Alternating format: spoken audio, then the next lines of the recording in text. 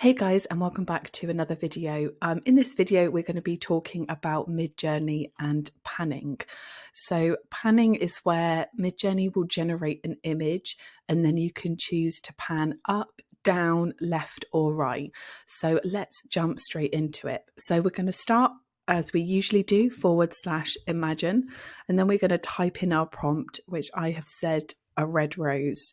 But before we do that, this only works on version 5.2. Panning does not work yet on version 6. So I just need to change that and then that will work. Perfect, amazing. So let's go back to doing our prompt. So I've said a red rose, stylization 200, just something really simple just to show you about panning. So panning is available once you have selected your image. So let's pick up the images that Midjourney has created for us. These roses look absolutely beautiful. I'm going to go with, so I'm going to upscale number 4. I think it looks absolutely gorgeous. Okay, so now Midjourney has upscaled it.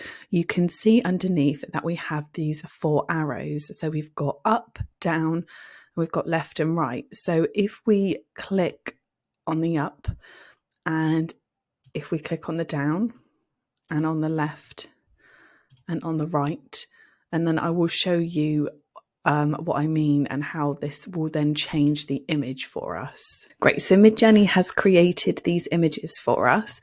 So as you can see, pan up. So the camera has almost moved up. So the rose is now at the bottom. This can work really well if you're not wanting the flower, say, in the center of the shot. It's sometimes really effective having things like slightly off center. So for example, here it's moved and it can just look really amazing. Like with photography and the rule of thirds, it can just look really powerful and different. So I really like that. And then move to the right here. So yeah, it looks really good. So I did just do another one as well. So I did a bright fantasy world full of colors. That looks really fun. So I upscaled quadrant 1 to this, which looks amazing. I'm sure we'd love to all go here. It looks brilliant.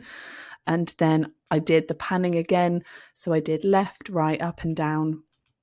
And what it does is it just extends the image for us. So the pan option sort of allows us to expand the canvas of the image that we've chosen sort of in that certain direction without changing the content of the original image.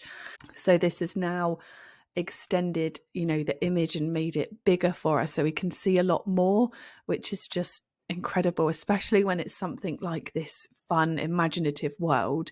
It just is bigger and it engulfs us more into the amazingness of it. So we've gone up. I like the pan right because they just look a lot more fun. So, we get to see a little bit more of what else is involved in this fun, crazy world, and it looks great. And then we've got pan down as well. So, what lays underneath this world is just really, really great to see. As you can tell, I just love it. And I think, Midjourney is just the best. So hopefully you found this video useful. And if you create images like this, then, hopefully this will help you when you are doing that.